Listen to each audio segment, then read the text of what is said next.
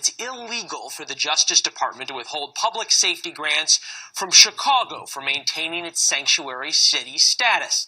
The mayor says his city values, quote, aren't up for auction. Todd Schulte, president of FWD.us, and Robert Law, government relations director for the Federation for American Immigration Reform. Gentlemen, great to see you.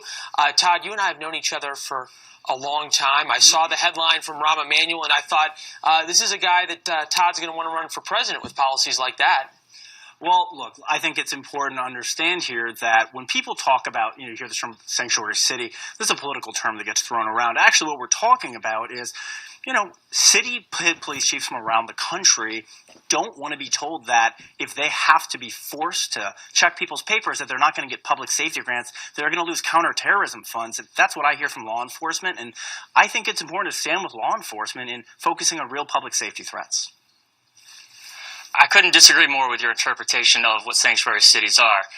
They are really about protecting dangerous criminal aliens. These are not people that are working under the table. These are people that are breaking our laws and then getting protection from these dangerous policies. This is what happened to Kate Steinle, who never should have been slain on that pier if not for San Francisco's policies. Chicago is one of the most dangerous cities in the country, and the sanctuary policies are directly related to that. Well, now that we've found common ground between you two guys, Todd, to this point, though, this is something that the president ran on. The Kate Steinle situation in San Francisco really brought this issue to the forefront. Don't police departments have a responsibility to follow the law of the land? The police chief doesn't get to decide if he's going to enforce federal narcotics laws or not. He doesn't get that choice. Why should he have a choice of whether he enforces federal immigration laws? Well, let's look at both those cities you've mentioned here and places like we hear from sheriffs and just to answer my question. Why should police chiefs get to decide which laws they enforce? They don't. That's not what this is about here. This is about, there's 11 million people who are undocumented here. I think police chiefs should go after people who are serious violent public safety threats. What I hear here is that there's 11 million people who you think we should go after and try to deport. That is the wrong approach, and quite frankly, that hurts public safety.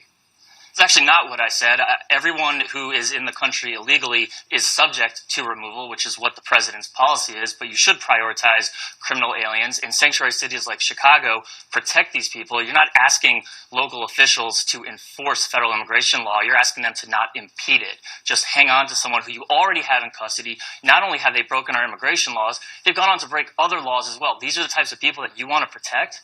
They're not the people who I want to protect. That's outrageous. And when you say that somehow they're impeding law, that's just not true. You're giving this idea that law enforcement aren't allowed into these cities. That's false, and it's misleading to the viewers. The point is this.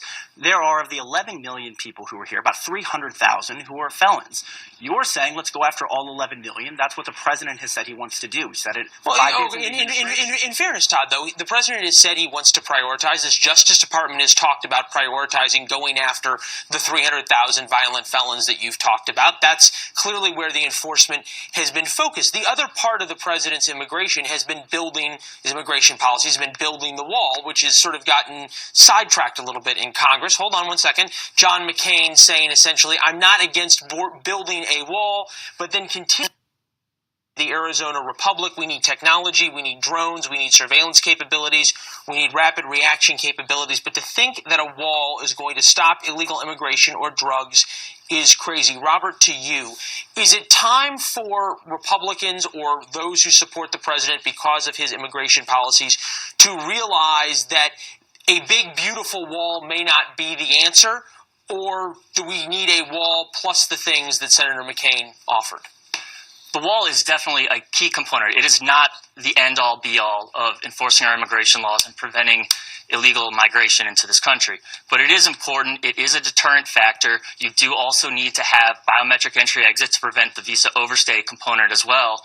But the rhetoric of this administration has stopped the flow, or at least reduced it dramatically. But the second President Trump is not in office, the floodgates are going to open up again. Todd, very quickly, your group and others of like minds have managed to turn this into a debate, what was a key component of the president's victory.